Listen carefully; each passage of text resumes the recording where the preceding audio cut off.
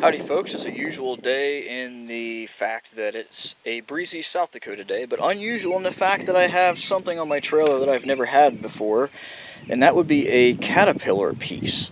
I picked this one up on Saturday. It is now Wednesday, and I drove it back from Idaho, so 2 of those 4-ish days that I've had it have been on the roads. I haven't had a lot of time to dig into it or do my research on it.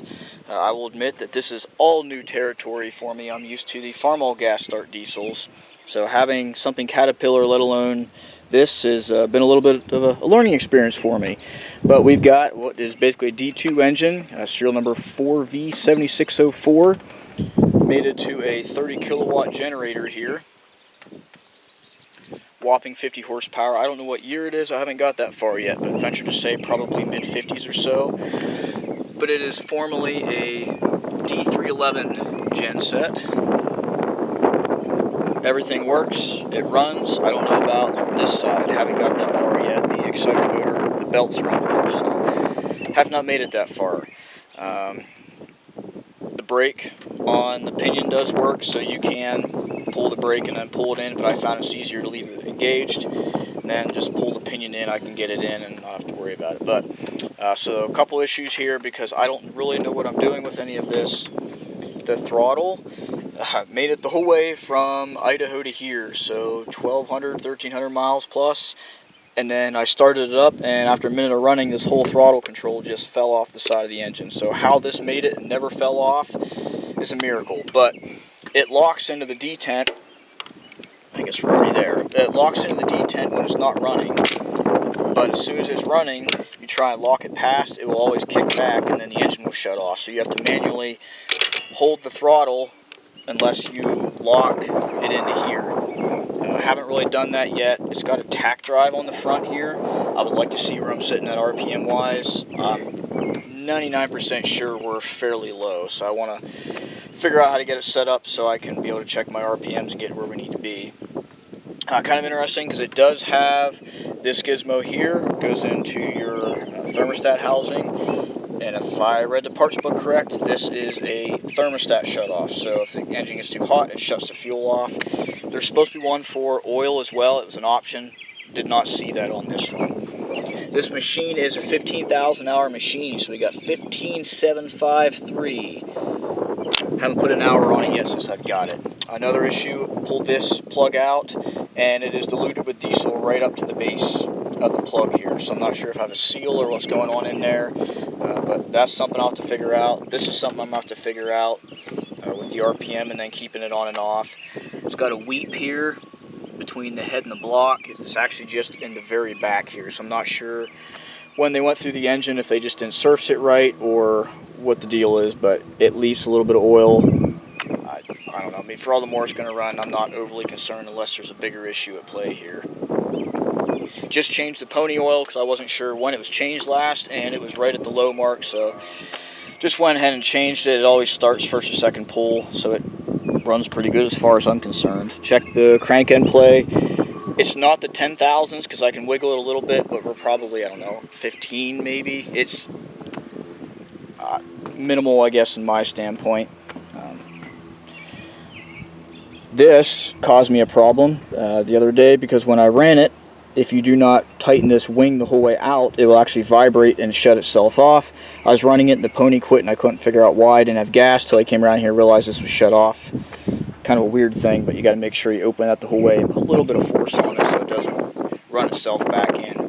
When they went through and did whatever work on the engine, put all new gauges in here, I guess used as many original cat parts as they could find. The story I got on this is that it lived its life in a gold mine in Nevada before it made its way to a collector out there in Idaho who got purchased it from. The engine is different color than the frame and everything else, so I make an assumption that they went through it at some point in time, especially you see all new gaskets and things like that, but what was done, I do not know. Well, let's see, I don't think there's really anything else here to highlight. Missing the gas cap on the tank, so if you know where I can find one or have one that I can procure, please let me know because it'd be better than a plastic one on there. Let's see. yeah, I think we're about ready to get to her here. 70-gallon tank on the bottom on the skid here. Whole entire thing weighs, I think, 2,700 pounds dry, not including the 70-gallon diesel on the bottom. So pretty chunky machine.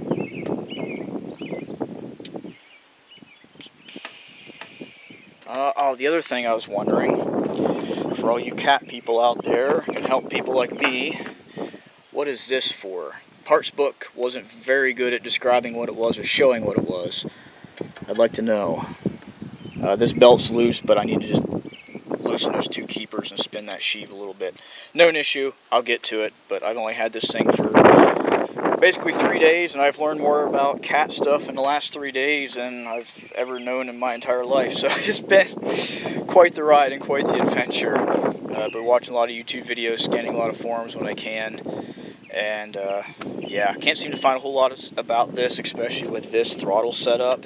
It's kind of odd that you have to just turn it with your hand. There's no lever or something. Just kind of grab a hold of it and give her a whirl.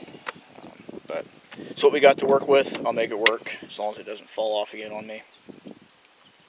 Without further ado, let's get this puppy fired up. I've already got everything prepped here, so I just got to go around, turn on the gas, and we'll be ready to get this party started.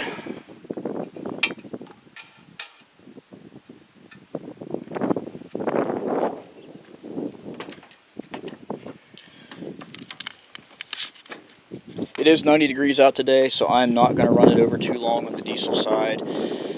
The other thing I was going to mention is that when you start it up, or say start rolling it over, your fuel pressure, the needle does come up, but it stays about halfway in the red, and it does not kick over in the green until it seems like you actually start the engine. Not sure what that's about, but it does come up, it does peg out, so does the oil pressure. But this is the only one that's kind of, I'm not sure what would cause that. And unfortunately, because the gauges are on this side and you're on that side, I can't see when the pressure actually comes up. I'll maybe set up a camera one of these days and gander at it that way.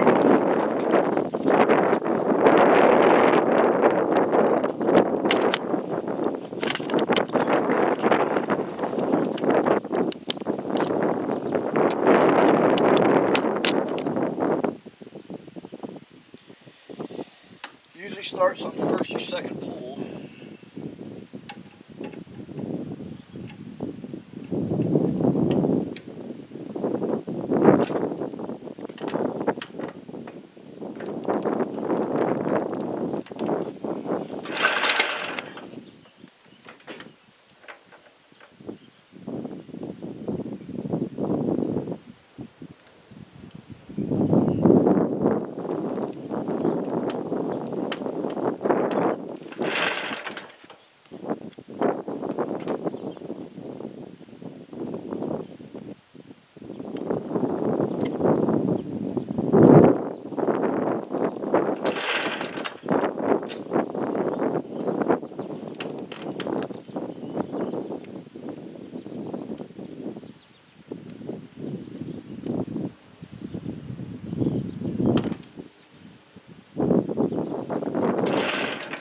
Here I go making a fool of myself.